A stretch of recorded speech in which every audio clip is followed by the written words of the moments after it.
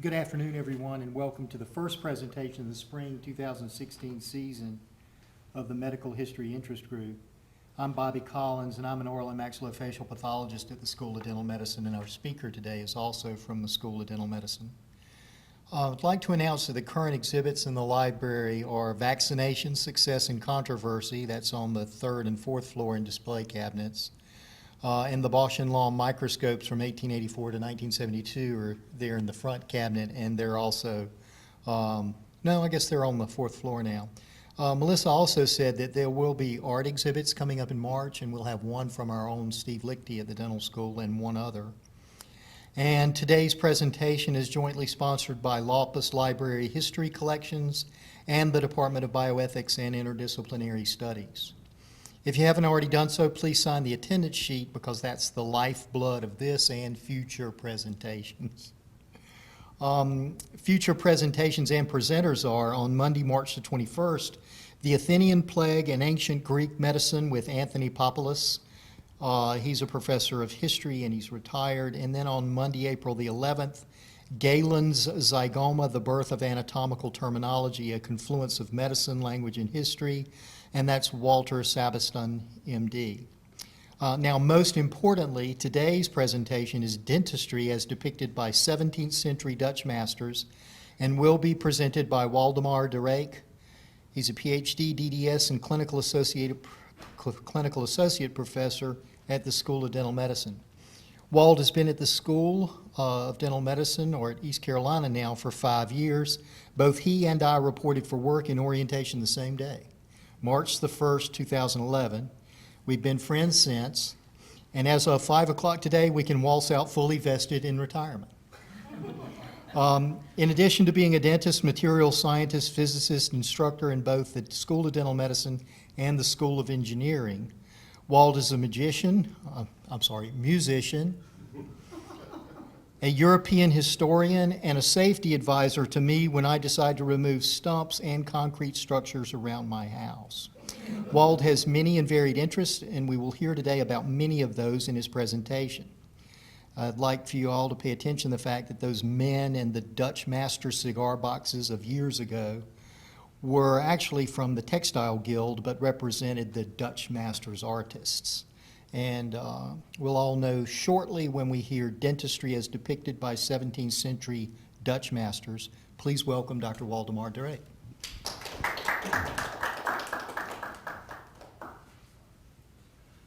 Well, thank you, Dr. Collins, and those of you who have seen me in action, I've been asked to stay close to the microphone. I think some of you appreciate how hard that is for me. But let's get started. We're just looking at dentistry depicted by 17th century Dutch masters. Why the 17th century? Why Dutch masters? Well, it turns out that the 17th century, in particularly from 1602 to 1672, but actually years beyond that, was the golden century of the Netherlands. A lot of things that have happened in the world all took place in the Netherlands, or Holland as people like to say, because of this particular time period. It was just a highlight, and a lot of things happened to work together. You can say, well, what is it? And I mean, if we just take a look here, we can see, that we have a map of the country, and it looks pretty large, but it isn't. Okay. And the cities we'll talk about are just particularly Amsterdam, Haarlem. By the way, I went to high school in Haarlem, went to the University of Amsterdam. My birthplace, ironically, is way back here in Venlo. And this country here is all of about 250 miles from north to south, divided in 11 provinces.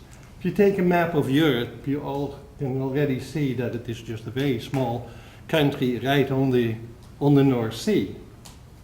So what made it so special? Well, we had a confluence of unexpected circumstances that led to the Netherlands becoming the World Trade Center. It really became the center of commerce for entire Europe.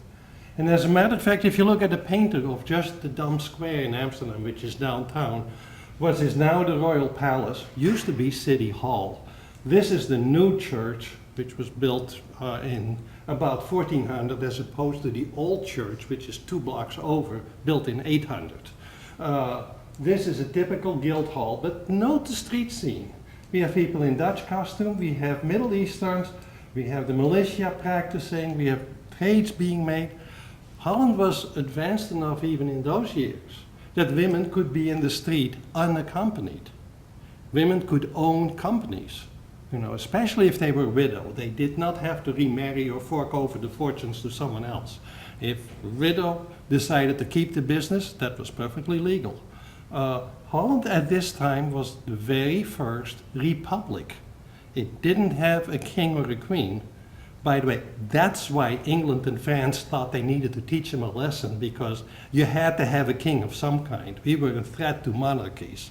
And so Holland is the only republic that after about 200 years of being a republic became a kingdom again, out of necessity to keep the peace within Europe. This was the economic engine. The Dutch were master builders of ships, and they were excellent sailors, and they started sailing over the Baltic, but pretty soon they pretty much sailed everywhere in the world that they desired to go. And these ships were really fantastic in terms of speed, in sort of cargo holding. They were also floating fortresses. They could take care of any pirates. So East Carolinians, be warned, don't mess with a Dutch ship. And it hauled cargo. The routes that the Dutch covered were from the Baltic Sea to Indonesia, the Americans, including New Amsterdam. I mean, New York was New Amsterdam before that. I went to elementary school in a town called Beverwijk. There was a Beverwijk in the US. Nowadays, you know Beverwijk as Albany, New York. But so the Dutch influence in North America was actually quite intense. As a matter of fact, this is a map of the world and showing all the Dutch trade routes in 1650. The reason I just bring this trade up is this is what provided the country with an enormously strong economy, and so it could actually afford to have the arts and the sciences. To give you an idea how much that happened, if you look at the population of Amsterdam from 1570 to 1688, it went from 30,000 to 200,000. And for cities just recovering from the Middle Ages, that was a phenomenal effect. And you can see Haarlem, that I'm a little bit partial to, because of being in high school there, 16,000 to 50,000. Not nearly the growth Amsterdam had, but Leiden, Delft, we'll hear about these cities. They all showed remarkable growth because it was all of a sudden living in the biggest metropolis of that time, which was Amsterdam. You know, and as already said, the increase in wealth, political stature, advanced social structure, all create an environment that truly favored a rapid and intense development of arts and sciences. So you no longer needed the permission of the king or the queen to do something. I mean, if City Council of Amsterdam said it was okay, it got done. Okay? And that pervaded a lot of areas, including religion, by the way. The Netherlands went through an enormous religious strife, and the country went pretty much with the Reformation. Lutheran first, Calvinist later, then the Dutch Reformed Church. But the upshot of it was that even the Pilgrims took refuge in Holland for about 30 years before they decided to move on to Plymouth Rock. I mean, there was an enormous religious freedom as well, which really, of course, generated a lot of mashing of ideas and new developments. One of the things that happened in the arts is that art became popular with the burghers. People could afford art, so they started to buy it. And so the artists changed. I mean, the topics that the artists painted reflects this change. We all of a sudden, and just recently there was a big exhibit at the Rijksmuseum in Amsterdam, said the discovery of daily life. That all of a sudden daily life became part of what painters did. And that's why they painted everything in sight, including dentists. And that's why I wanted to explain that had it happened 100 years before, there would be no paintings. In many other economies, it's only the kings or the church that could afford paintings, and nobody else had them. Holland was the exception. Workers just bought the paintings. Okay. As a corollary, the artists became wealthy citizens, highly respected craftsmen. I mean, there were guilds, there were unions of painters. There was the Guild of Painters in Amsterdam, the Guild in Haarlem, the Guild in Leiden. And each painter had students. You'll find that when we come to these paintings, it seemed that everybody studied with everybody else. It was really a community, and people went into the arts because that's where the money was, believe it or not. I mean, the annual salary in Holland at that time for most workers was about 300 guilders. A nice painting like the one you're going to see is going to be about 70 guilders. So if you compare it to your annual salary, people must have been very wealthy in order to all of a sudden afford this art. The revolution kind of started with Frans Hals in Haarlem. Okay. And when he started, he was pretty much a standard painter. He didn't do royalty so much, but he did do the regions of the hospital, which you can see the 5 regions here. And he painted them in the formal style, and that's just what we expected. I mean, he did the men too, he did the militia leaders, and here they are. This was typical of what at that time in the early 1600s was expected of a painter. But then Frans Hals got loose. He thought this was the better way to paint. And the one thing in Frans Hals' later paintings, almost everyone always smiles. People are having a wonderful time. And that was novel, and that's what people bought. You know, so guys like this would order up a painting of themselves and have it made by Hals. And of course, Hals was even an adventurer. He would even take, which is known as Molle Babbe, kind of a woman who was, you know, somewhat brained in the head. It was thought that she actually had Down syndrome, but we don't know that for sure. But he started to paint these things, and then he painted a little boy. And then we get to Jan Steen. The Dutch know Jan Steen probably more than people outside the country.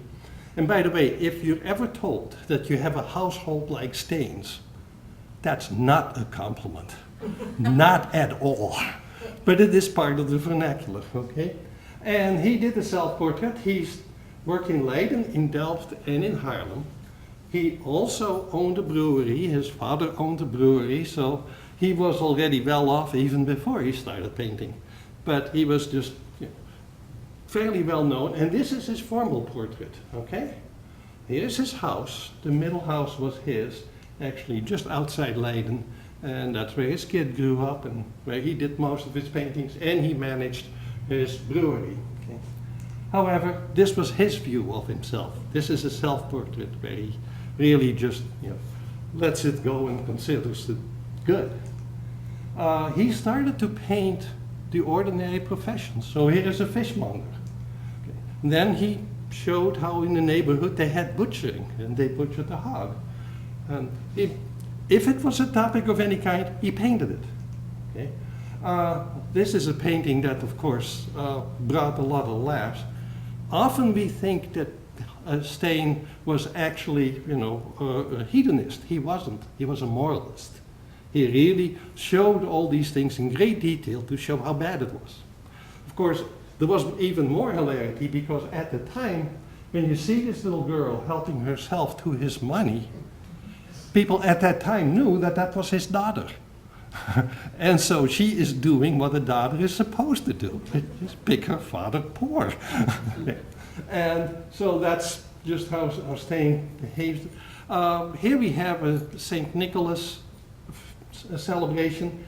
In the Netherlands, St. Nicholas Day is December 5th, and kids get their presents and nice things, you know, through the chimney or their lump of coal in their shoe, you know, on December 5th. Little scene he painted. You can see the little girl, she got a nice doll. By the way, there are two versions of this painting. One where the little girl gets actually a large cake like laying here, because that was a non-Catholic town, and the imaging of saints or anything else was prohibited. And so it was into the cookies. But This was in the Catholic part of the province, so it was okay. The other thing is, as you can see, they're passing around the shoe of this boy, which of course has the lump of coal in it. And needless to say, he's shedding a tear or two. My point is, ordinary paintings. People started to paint ordinary things, and this is what the result. I guess this should not need any further explanation as to what this is about.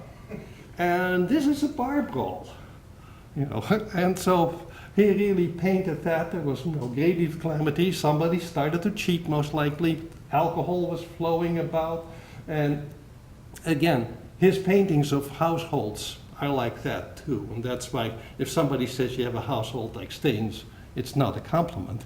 Okay, he had an interesting vision of education as well. This is his idea of what happened in the average classroom, and I guess you have to say most of us are familiar with a student sleeping in a corner somewhere or on their desk, or somebody practicing oration in the back, the teacher being totally oblivious, even being mocked by one of the students. I mean, the image is just full of things, and this painting sold. People loved to have it in their parlor and just look at all the funny things that were going on, and it was a criticism of education. So my point is, the time was ready for very general and more common paintings. Another one, Jan Victor's, showing just ordinary things like how do you transfer a cow from one field to the other with all the Dutch canals? And put them in a rowboat and see what happens. Another thing that kind of happened, and that we know now much better than they did in the 17th century, is that when you start having this international trade, the one side effect is that the countries that are doing the trading see a sharp increase in dental decay. Okay. And so countries that have virtually no immigration and no migration are almost caries-free, which is true for a lot of probably north of the Sahara countries where there is very little, there is no ocean nearby, there are no sailings, no rivers. Dental decay is almost non-existent. Now we know the causes of that, and in the course of dental anthropology, that's really more detailed. Dental caries is found even since the ancient times, but not that much. Increases in sugar intakes increase decay. Mobility within the society increases decay. Mixing nationalities increases dental caries and orthodontic pathology. Countries with the most immigration, Ellis Island, the United States. Where do we need the most orthodontists? United States. Which next country has a massive amount of immigration? Brazil. Which country has 400 dental schools? Brazil. Okay. So really immigration, there's not necessarily a causal connection. But what happened to the Netherlands in the 17th century is that all of a sudden dental decay was on the rise. And so all of a sudden we got dentists being busy. Agricultural development led to more sugar produced, so the decay went up. When in 1492 the Americans opened up, we got a sharp increase in decay, which in the 1600s really had worked its way through the population. Okay. So let's take a look at what the dental profession was like then. This is the prelude just as to why we got dentists and why they got painted. Also, the dentist often made house calls, and painters showed the anticipated payment of a dozen eggs, usually in the picture.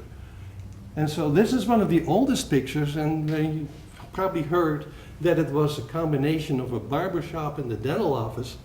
We indeed have a barber and a dentist working just side by side. And this is Peter de Bloot. This was painted in about 1630, I believe. And so you can see that it was part of the barber's chore. And note, here is his payment. He already brought the fee in. Usually those eggs were boiled and they were just for payment. Okay. Jan Steen had one of his solo practitioners showing up. And of course, wouldn't it be Steen? But somebody has again their hand in their purse, and somebody is probably reducing the number of eggs. And I'm not even sure that the dentist was aware that he had help in terms of having a cut of the fee. Okay. And so, but it gives you an idea as to how it's usually done in somebody's kitchen. These dentists didn't really have formal offices. In part, real estate was too expensive in that country at the time. Another painter I'd like you to just see is Adriaan van der Stade. He was from Haarlem. He studied with Hals, and his teacher actually painted him. So we have an idea what he looked like. But this is an Ostade painting, again showing where he is working on one patient and probably some relatives looking on how it is happening. This is another Van Ostade miniature. We'll see more and more patients where the top of their shirt is kind of taken off their shoulder during the operations. We don't do that to our patients anymore, but at that time clothing was expensive, and so if there was any blood spatters, we just had them land on the skin and not on the expensive clothing. So that was just a precaution for that. Gerard Douw was probably one that painted a lot of dentists. He was a student of Rembrandt van Rijn. This is him in his late 20s actually, and he was typical for a person from Leiden, having very, very minute detail in his paintings. And so here you have one, a dentist working by candlelight, actually 2 candles. You can tell a Gerard Douw painting because Gerard always loved to have the little spitting bowl. All his paintings, you know you're dealing either with a barber or with a dentist because the spitting bowl is always present. And so this is one of his paintings, and needless to say, here is his trademark again. We know we're dealing with Gerard Douw, and he just gives you an idea as to how this dentist operates in his little operatory, if you will, in his whole place. Okay. Here is another Douw, again, where the dentist proudly shows the teeth that he has taken from this patient. Needless to say, the bowl is still there, and the dentist is supposedly proud, but the patient is still looking less than pleased. But of course, it would be another 220 years or so before Novocaine, Xylocaine, any of lidocaines would be invented. Okay. Another Douw, again, now the fee is present, and the bowl is present too. And note already that from some of the paintings you saw, the position of the dentist is beginning to move to behind the patient. We'll see more paintings where the dentist is actually in different stages of development in terms of really moving into the position that we work in nowadays. Here is just a Gerrit from Handhorst, again a dentist behind the patient now, working by candlelight, and of course Van Handhorst was really showing off his lessons with Rembrandt in terms of controlling light. I mean, this painting of the candle behind his hand and how it illuminates this system, that play of light was really the trademark of Rembrandt, and all the painters pretty quickly learned that technique. Okay. This is David Tenier showing a patient that just was done by this dentist. This painting has some interest because there is a tool laying here, and we have at the moment no more any copies of that tool. If you look at closer up, it was actually a rare elevator, and after the 18th century they disappeared, and no museum, no place anywhere has still a copy of that elevator for extractions. So I don't know what happened, but this was a note I learned from an art historian that there was something peculiar about this. This is just another painting of a dentist working. I think this painter has a very tacit commentary. He didn't like his room. The room is kind of dingy, but he painted the outside showing that he could paint beautiful things. He was just given the chance. Okay. I mean, painters are independent craftsmen. I mean, they're advertising for the next patient, for the next client. The other thing is, this dentist is apparently hurting the patient. The dog is even looking upset. And of course, the fee just got kicked to pieces. And so the moral, again, the painter is a moralist saying, this dentist didn't deserve to be paid. That's kind of the unspoken message that the painter gives you. Then we get to Theodor Rambouts. Here he is and drawn by Van Dyck. He left us probably one of the most elaborate paintings of a dentist in a practice, which is this one here. And as you can see, the dentist then stands behind, but we got a nice view of all the instruments available. And it turns out it was not just forceps. There are actually spreaders to keep the mouth open, almost a mouth prop. There are excavators, even some very large ones, I don't know what they use. There is wax that was used to seal wounds, and if you had large open cavities that the dentist thought they could fix.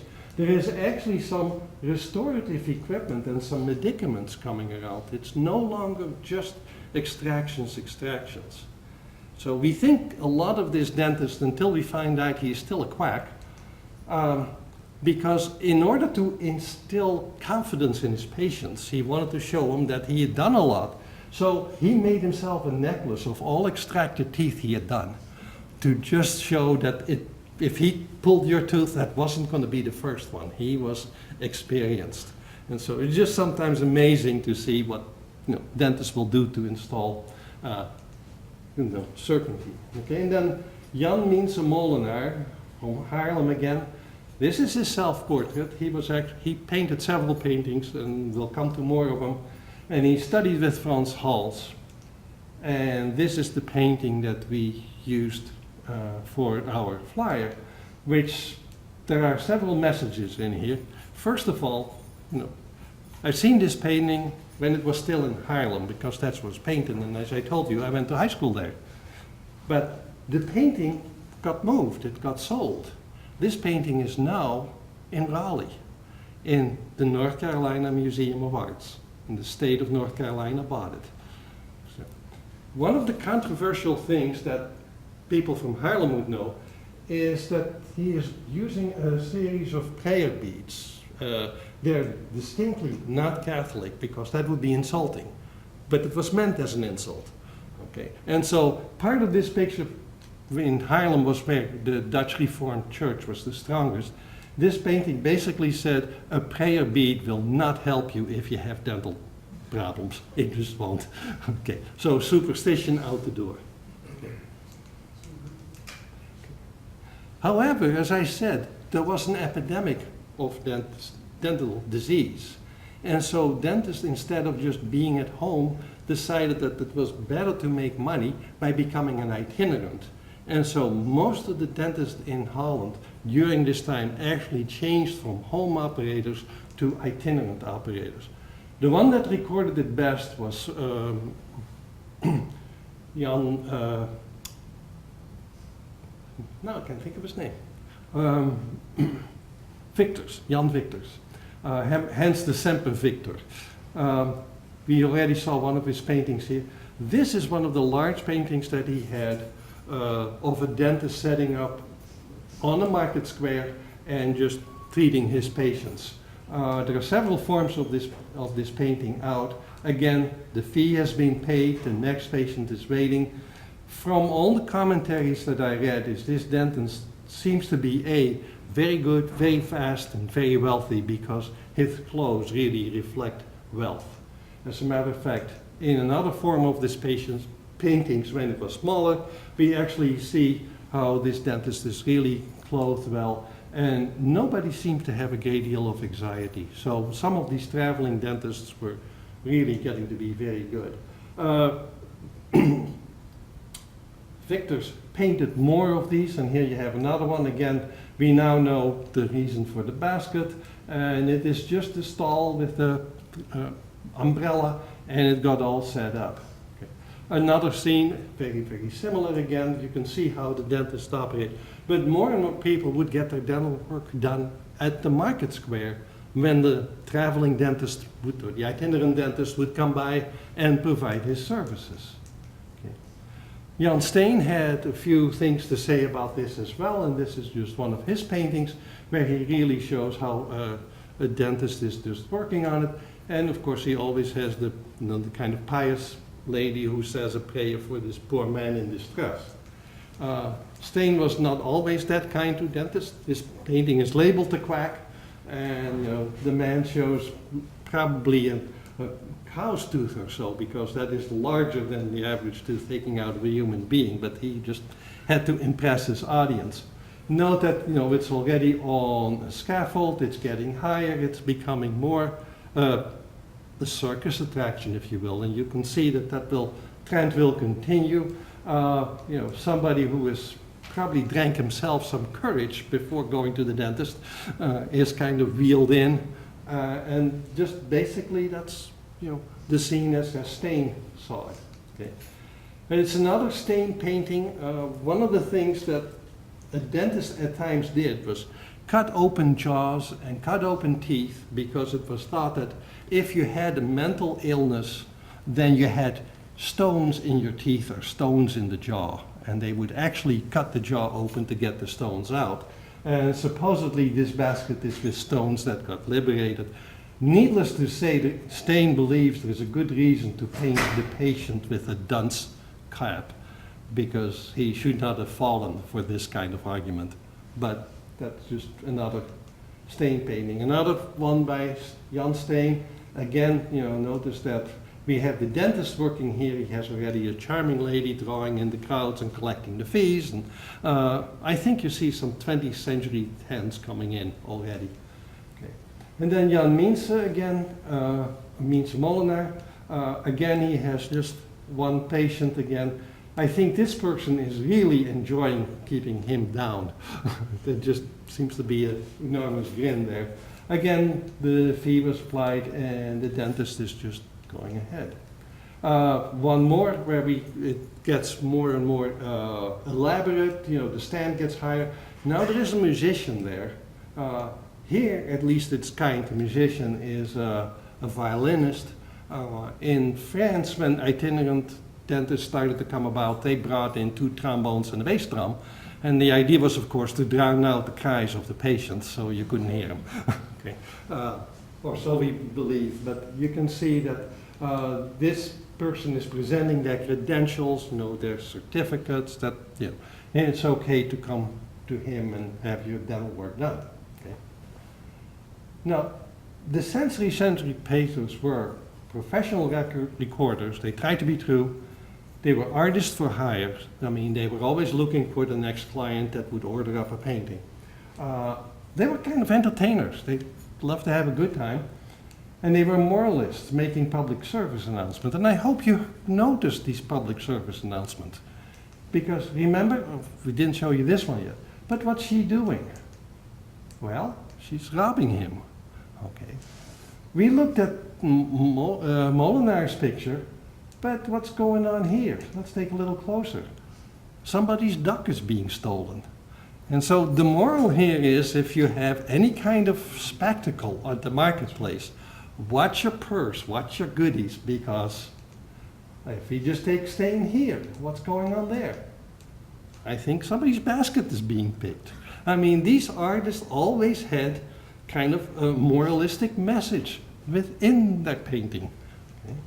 And we saw this one. Were you aware that somebody's pocket is being picked? I mean, of course, somebody would say, yeah, that's the Dutch for you. But maybe so, but I just want you to be aware that they are very much moralistic and show that these things do happen. Okay. And then the last one here at Handhorst. I mean, here's even more blatant, where just, I suspect that there's probably another duck or goose that's being lifted. Okay. These marketplaces, you know, really started to get bigger and bigger as dentists traveled in Europe. And so, and remember, this started all at about 1650. Okay. They got more elaborate. This is actually a painting out of Flanders. And you can see the sets got even larger, and they became social events. However, this habit blew over to the United States, because in 1800 we already find some primitive painters showing a dentist, you know, says nicely, dentist, and his family going into the countryside to be an itinerant practitioner. And they even had their dental chair right with them in the cart. Okay. But before we laugh at that, it so happens that these habits still persist. Okay, and so we still have itinerant dentists, but it's just nice to know that what we're doing today, we are actually learning or learned in about 1650. And so finding its origin in Holland. And yes, these people are the class of 2015. They have now graduated. That was at that time our Governor Perdue. I couldn't get a good painter, and I guess I forgot the basket of eggs to Photoshop in there to bring it completely.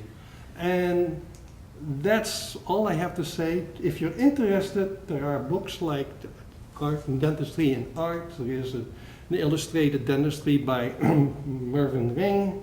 I think you might find this book kind of interesting too, The Excruciating History of Dentistry.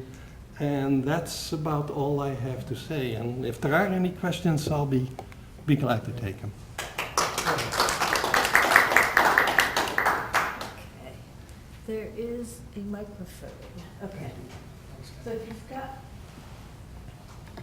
you've got any questions, let me bring you the microphone so we can have both the question and the answer on the tape. Otherwise, it sounds rather odd. Who was paying the artist? How did the artist get paid? Well, wait, let's. Yeah. Okay. Who was paying the artist to do the painting? Usually the object, like I showed you the one Person dentist being with treated? with the rich clothes, that dentist paid for that So painting. different from treatment now. I think most people would not want to be seen in agony or pain. No. But it was the people themselves. Most of the time it was the person depicted that paid for it. Some of the other pictures that stained it, like the barroom brawl, they were kind of speculations. He had some of them in his gallery. Hopefully somebody would come by and buy them. Okay. But most often, especially the bigger works, they were always commissioned. Are there any other countries that this kind of art during this time became popular at all? Not really. The Dutch were so good at it that it intimidated other artists. And that's quite a common effect. It's known, for instance, that after Beethoven wrote his Ninth Symphony, Johannes Brahms refused to write a symphony for 20 years. He just, I'm not sticking my neck out, not after that one. And we see the same thing with French painters. There are some paintings of dentists operating in France, but they look horribly primitive compared to the Dutch painters. So no, it didn't really happen, and not until much later. The Dutch kind of had it.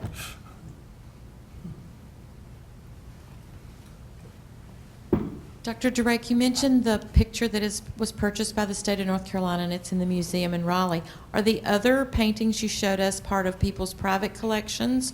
Are they in museums still in the Netherlands? Most of them in museums, almost none of them in the Netherlands. I'd say the dominant factor of them are in Germany and England. That's where they all this. And actually, they had an exhibit on Jan Steen, and the National Gallery in Washington, D.C. has probably the bulk of them. Wow. I mean, they have been spread all over the world, actually. And, after the Golden Century, many years later, Holland actually hit poor times. And so some of these paintings were just sold at auction at Sotheby. So I'd say that probably less than a third of the Dutch masters' output is still in Holland. The rest is elsewhere. Well, I've just got a comment. If you look at the American West, you hear about the itinerant, something about the itinerant dentists, and I'm certain, I have no statistics, but I'm certain that a good number were quacks, who may or, and some, pardon? Painless Parker. Yeah. Painless Parker, yes. It's, okay. Anybody else? It's interesting, when you showed the picture of the dentist that had the the string of molars around his neck. Painless Parker did the same thing. He had 357 teeth in a necklace.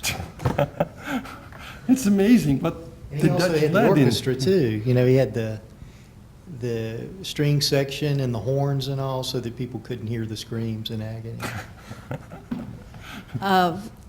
I have heard reference to Painless Parker before, but you're going to have to make some comments. I assume he was a quack? Yeah, he only went to dental school, was it 6 weeks, Brian? You went to? That was normal, though. Yeah, Brian went to the same school that Painless Parker went to. No, but he went longer. Yeah. But, yeah, I think he only went to school for 6 weeks or so, and this, you know, my memory may be hazy on it, but he felt that he had learned all he could, and he joined the circus performers. I think he traveled with Barnum and Bailey, and he learned their techniques, and he became a showman and a shaman and shyster. I have one picture of a huge 4-story building in downtown New York, which was just completely painted with Painless Parker all over the place, and supposedly that was his main clinic, probably later in life. Yeah. Interesting guy. Any other comments? Questions? In that case, thank you very much. Thank you.